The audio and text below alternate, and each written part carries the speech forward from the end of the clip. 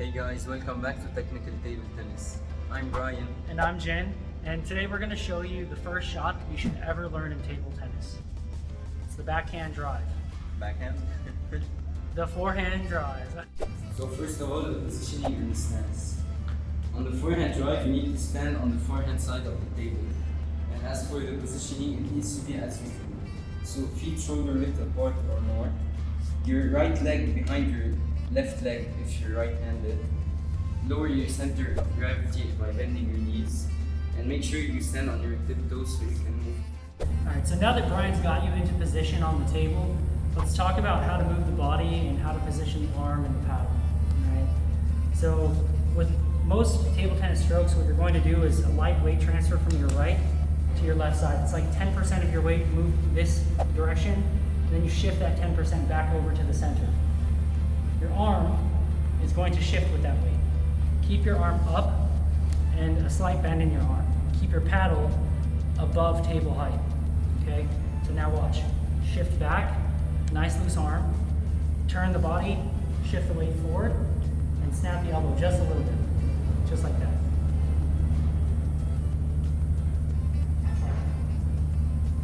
Okay, so how should you hit the ball?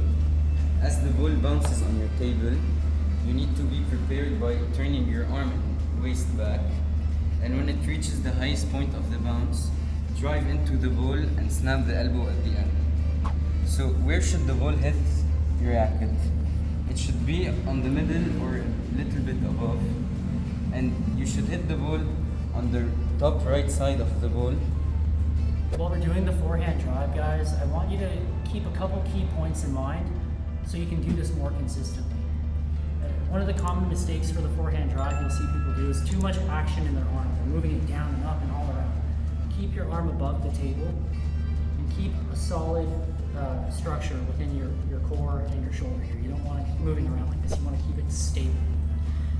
So that way, your arm is just naturally and loosely going through that drive motion. Breaking news!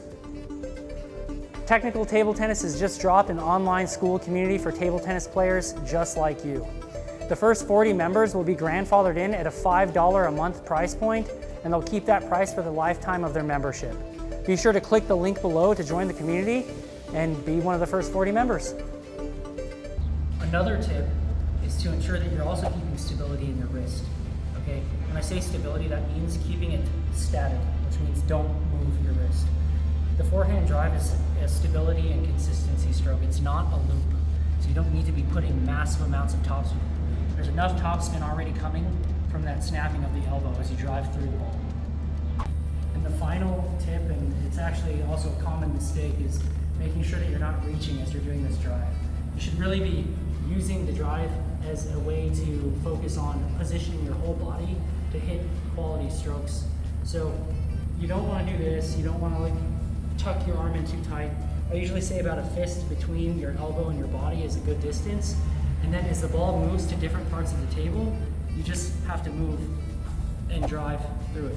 You see, I'm still maintaining the distance between my elbow and my body, and I'm just using my body to drive through the ball wherever it goes.